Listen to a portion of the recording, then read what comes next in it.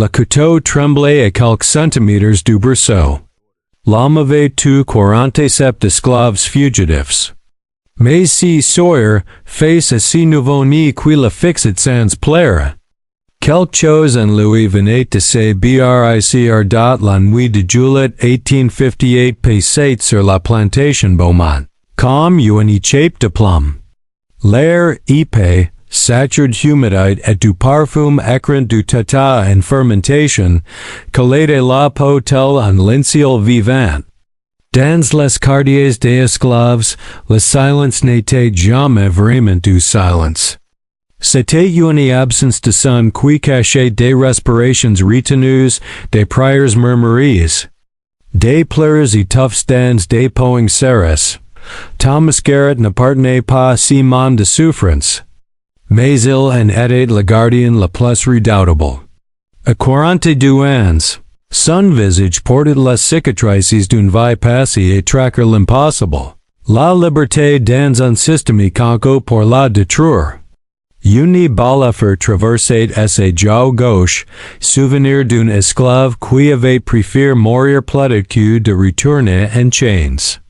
Thomas l'avait respect pour ça.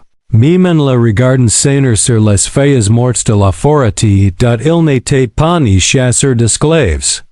Il était ni fils de fermier dans le Kentucky. Là où les champs s'isondaient comme des oceans d'ors et où ces murs chantaient des hymnes tous les dimanches. Mais la vie avait une façon cruelle de tordre les destins. Une idée. Un prêtre impitoyable. Une ferme saisie. Et puis, cette offre, $10 par esclave capture. 20 si était remin vivant, 5 si fallait le tuer. C'est juste un travail. C'est répété la première fois qu'il avait attaqué les fears au point d'un jeune homme terrifié. Juste un travail. Mais les années avant transformé cette justification en armor. 47 captures. 47 visages qu'il forçait son esprit à oublier dès qu'il empochait l'argent. Il buvait pour effacer leurs regards. Il buvait pour ne pas entendre leurs supplications dans ses rêves. Si soir-là, il chevauchait vers la plantation Beaumont avec un ordre qui dépassait l'ordinaire. Pas de capture. Pas de retour. Une exécute cut en date la mother Beaumont l'avait convoqué 3 jours plus tard dans son bureau Lambris. Entre des portraits d'enquêteurs et des carafes de cognac. Il y a une esclave Maria. Elle est accouché il y a 2 semaines, avait dit Beaumont, son visage rougeau lucent sous la lumière de la lampe à huile. L'enfant est un problème. Thomas avait attendu la suite impassible. C'est mon fils, avait lâché Beaumont, les mots tombent comme des pierres dans un puits. Ma femme l'a découvert. Elle exige que l'enfant disparaisse. Discrètement. Le chasseur avait encaissé l'information sans ciller. Il avait déjà vu cette histoire se répéter dans d'autres plantations.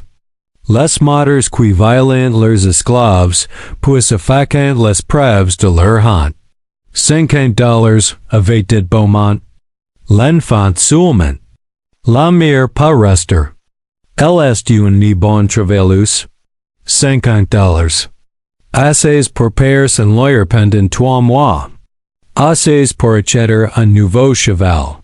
Assez pour juste un travail.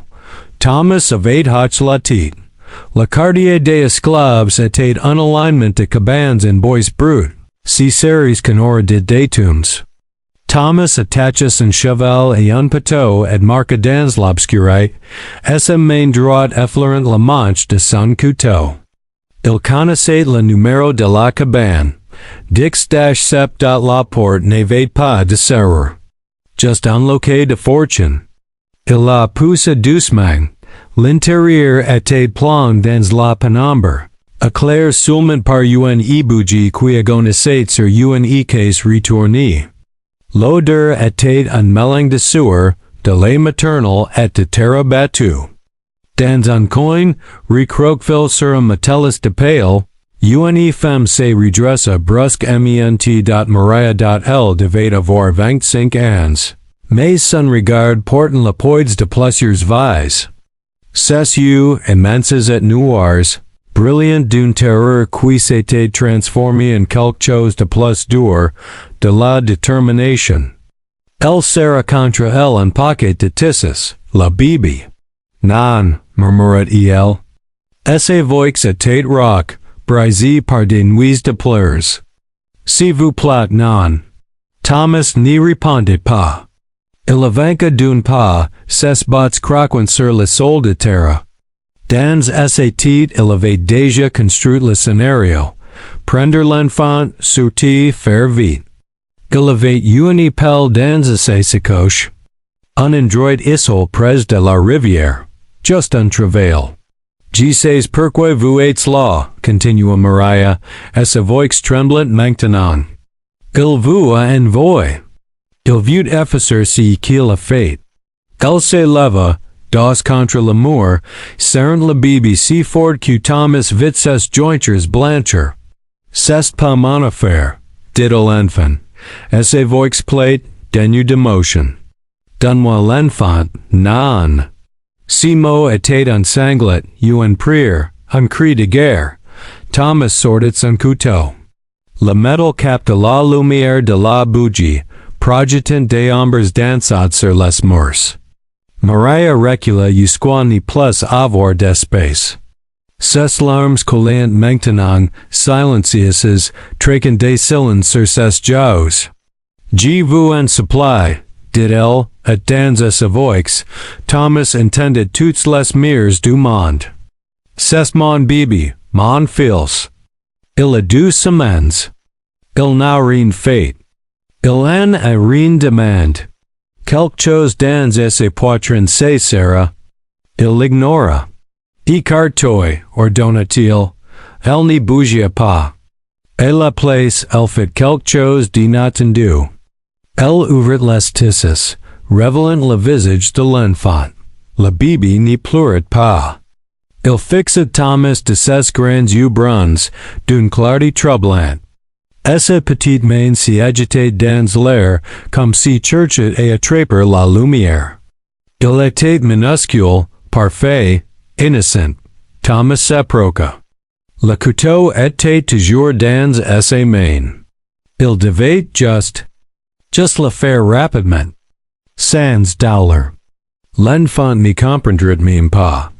Mais quand il tendit la main, le bébé attrapa son doigt. Le contact était chaud, vivant. Les petits doigts se refermèrent avec une force surprenante. Accrochés à lui comme à une bouée de sauvetage. Et le bébé sourit. Un sourire innocent, sans peur, sans jugement. Thomas se figea. Dans sa tête, un barrage céda. Les visages qu'il avait enters resurgirent tous en même temps. Le jeune homme qui l'avait supplié de la laser rejoindre à sa femme au Canada. La vieille femme qui avait chanté un spirituel avant qu'il ne la remine en jamais. L'adolescent qui s'était jeté dans la rivière plaitait de retourner au champs de cruauté-7 vies. Et maintenant celle-ci, si vous plaît, répéta Maria, et cette voix, et sa voix était un murmure brise. Si vous avez déjà aimé quelqu'un, si vous avez déjà eu nier, ne faites pas cas. Le couteau trembla dans la main de Thomas. Sa respiration devint saccadée. Le bébé continuait de tenir son doigt, d'aller regarder avec cette confiance absolue que seuls les innocents possédent, juste un travail, mais non. Ce n'était pas juste un travail. C'était un meurtre. Le meurtre d'un enfant qui n'avait commis aucun crime. Sinon celui d'éternier de la mauvaise couleur, du mauvais kit de l'histoire. Thomas ferma les yeux. Le silence dans la cabane était assourdissant. Maria retenait son souffle. Ses yeux rivent sur l'homme qui tenait la vie de son fils entre ses mains. Le couteau tremblait toujours.puis, dans un geste brusque, Thomas le remit dans son étui. Prépare-toi, dit-il d'une voix rauque. En part, maintenant. Maria le fixa, incrédule. Quoi? Tu m'as entendu? Rassemble-si que tu peux porter. En a 10 minutes avant que quelqu'un remarque ma présence. Les larmes de Maria redoublèrent, mais cette fois, c'étaient des larmes de choc, de soulagement, de confusion. Pourquoi? Pourquoi vous feriez ça? Thomas n'y répondait pas. Il n'y savait pas lui-même. Peut-être parce qu'il était fatigué de tuer. Peut-être parce que si bébé lui avait rappelé qu'il était encore humain. Peut-être parce qu'il en avait simplement assez d'être le monstre de l'histoire de quelqu'un d'autre. On n'a pas le temps pour les questions, coupa-t-il. Tu veux vivre? Tu veux qu'il vive? Il désigne le bébé. Alors bouge. Maria se mettit en mouvement, tremblante mais rapide. Elle enveloppait le bébé dans une couverture plus épaisse, glissa quelques vêtements dans un sac usé. Thomas sortit et scruta l'obscurité. Les cabanes voisines étaient silencieuses, mais il savait que des dizaines d'yeux pouvaient les observer depuis les fenêtres des murs. Quand Maria sortit, il a guidé vers son cheval. Monte derrière moi. Tens-toi ma veste et ne lâche pas le bébé. Elle obéit, maladroite mais déterminée. Le cheval hennit doucement quand Thomas grimpa en selle. Il lança un dernier regard vers la grande maison au loin, ses fenêtres illuminées. Symbole d'un pouvoir qu'il était sur le point de défier. Puis il éperonna le chevl.ils escalaperant dans la nuit. Et traverse les champs de Tata, puis le long d'un chemin forestier que Thomas connaissait par cœur. Chaque bruit le faisait sursauter, le craquement d'une branche, le hululement d'une chouette, le souffle du vent dans les arbres. Dans son dos, Maria serrait son fils en silence, et sa respiration rapide contre son épaule. Ils chevauchèrent pendant 2 heures, jusqu'à ce que la plantation ne soit plus que souvenir lointain. Thomas les mena à une petite clairière près d'une rivière, un endroit où il avait camp autrefois lors d'un trek. On s'arrête ici pour cette nuit, dit-il en descendant du cheval. Demain, on réfléchira à la suite. Maria descendit à son tour, ses jambes tremblantes. Elle s'assit sur un tronc d'arbre abattu, berquant doucement le bébé qui avait fini par s'endormir. Thomas alluma un petit feu. Assez pour réchauffer, mais pas assez pour attirer l'attention. Le silence entre eux était épais. Puis Maria parla, et sa voix douce mais ferme. Pourquoi? Thomas remua les braises avec un bâton. J'étais là dit on n'a pas. Pourquoi? Répétait-il, plus fort cette voix. Vous êtes un chasseur d'esclaves. Vous gagnez votre travail en nous détruisant. Pourquoi risques-tu ça pour nous? Il n'y répondait pas tout de suite. Puis, lentement, les mots sortirent, comme s'ils étaient erics de sa gorge. Parce que j'en ai marre d'être si que j'y suis devenu. Il leva les yeux vers elle. J'ai passé des années à me dire que c'était juste un travail. Que j'ai fait ce qu'il fallait pour survivre. Mais si histoire. Quand j'ai vu ton fils, j'ai compris que si j'ai fait ce cas, il n'y resterait plus rien de moi. Juste un cadavre qui marche. Maria le regarda longuement. Puis elle hocha lentement la tête. Mon fils s'appellera Samuel, dit-elle doucement. Comme mon père. Il est mort en essayant de s'échapper il y a 10 ans. Thomas acquiesça. Samuel. C'est un bon nom. Le lendemain matin, Thomas savait qu'il n'avait plus beaucoup de temps. Beaumont aurait découvert la disparition. D'autres chasseurs seraient déjà sur leur piste. At cette fois, Thomas était la proie dot, il connaissait le réseau du chemin de fer clandestin. Ces routes secrètes par lesquelles les esclaves fuient vers le nord. Il y avait une maison sur 30 kilomètres. Tenue par un Quaker nommé Ezekiel Thompson. Si ils pouvaient l'atteindre, ils auraient une chance. Mais le voyage n'y fut pas facile. Ils devaient éviter les routes principales, se déplacer la nuit, dormir dans des grottes ou des granges abandonnées.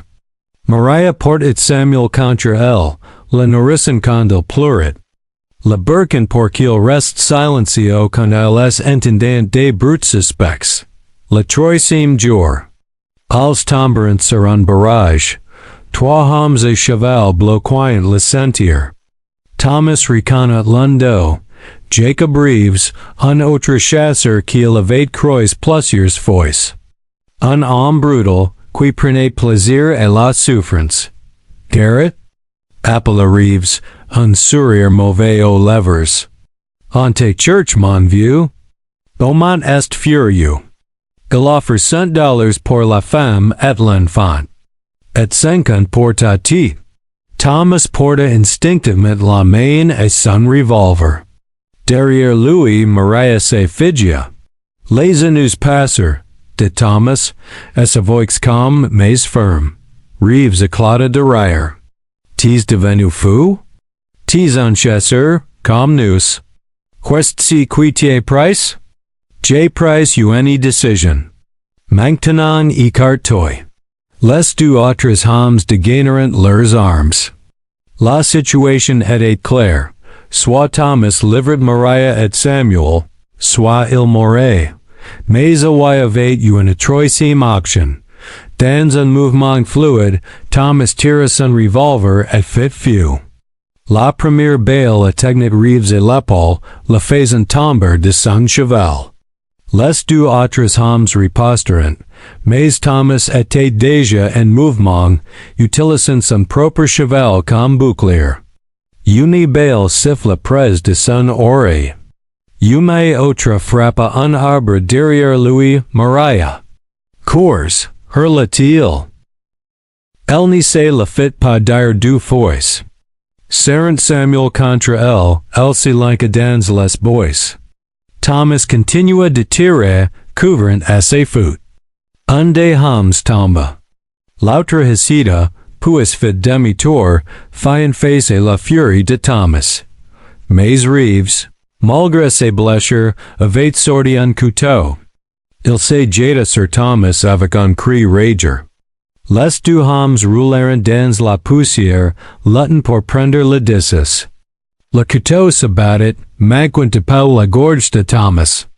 Il contra, son poing s'écrasant contre la mâchoire de Reeves.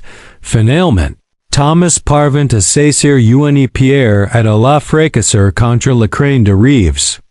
L'homme s'effondra, inconscient, haletant. Thomas se releva et courut dans la direction où Maria avait disparu. Ils atteignirent la maison d'Ezekiel Thompson à la tombée de la nuit. Épuisés, affamés, mais vivants. Le Quaker les accueillit sans poser de questions, comme il avait fait pour des centaines de fugitifs avant eux. Vous êtes en sécurité ici, dit-il, sa voix douce mais assurée. Je vous emmènerai vers le prochain relais demain soir. Maria pleura de soulagement. Samuel, miraculeusement, n'avait pas été blessé durant toute cette épreuve, c'est un là. Alors qu'il mangeait du pain et de la soupe dans la cave cachée de la maison. Maria posa une dernière question à Thomas. Êtes-vous? Qu'allez-vous faire maintenant? Thomas regarda le feu dans la cheminée. Je ne sais pas. Je ne peux plus retourner à rire. Je suis un homme marque maintenant. Maria tendit la main et la posa sur la sienne. Alors venez avec nous. Vers le nord, vers la liberté. Il la regarda surprise. Pourquoi ferais-tu cas? Après tout ce que j'ai fait? Parce que vous nous avez sauvé la vie, dit-elle simplement. Parce que vous avez choisi de devenir quelqu'un de meilleur. Si n'est pas duro en vint qui compte. C'est au on décide d'y aller. Thomas sentait quelque chose de chaud dans sa poitrine. Quelque chose qu'il n'avait pas ressenti depuis des années date de l'espoir. 3 mois plus tard, Maria, Samuel et Thomas atteignirent le Canada. Ils s'installèrent dans une petite communauté de fugitifs près de Toronto. Maria trouva du travail comme couturière. Thomas, lui, utilisa ses connaissances du Sud pour aider d'autres esclaves et s'échapper, devenant un guide du chemin de fer clandestin. Samuel grandit libre. Il n'y saurait jamais à quel point il était pas près de la mort dans cette cabane sombre. Mais Maria lui raconte l'histoire de l'homme qui avait tout risqué pour lui. L'homme qui avait choisi de briser ses propres chains. Pour leur donner une chance, Thomas Garrett n'y redevint jamais l'homme qu'il avait été. Les fantômes de ses 47 victimes la hanteront jusqu'à la fin de ses jours. Mais il avait sauvé une vie. Et dans cette vie, il avait trouvé sa rédemption. Des années plus tard, alors que Thomas était sur son lit de mort, un homme vint le voir. Un homme grand, aux yeux bruns profonds, qui tenait la main d'une femme et de 2 enfants. Je m'appelle Samuel, dit l'homme. Vous ne vous souvenez pas de moi, mais ma mère m'a dit que je vous devais la vie. Thomas sourit, les larmes aux yeux. Il regarda Samuel, puis les petits enfants qu'il n'avait jamais espéré voir. Je me souviens, murmura-t-il. Tu es très mondoit. Tu es souris. Et tu m'as rappelé que j'étais encore humain. Samuel serra la main du vieil homme. Merci, dit-il simplement. Merci de m'avoir laissé vivre. Thomas ferma les yeux. Pour la première fois depuis des décennies, il se sentait en paix. Parfois.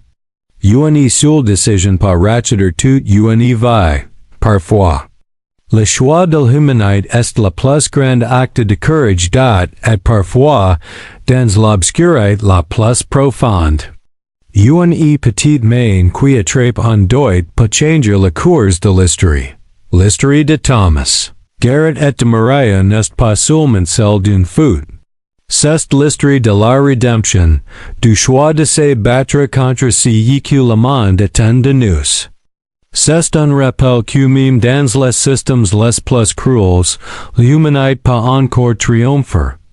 Et que chaque vie, aussi petite soit, mérite d'être défendue.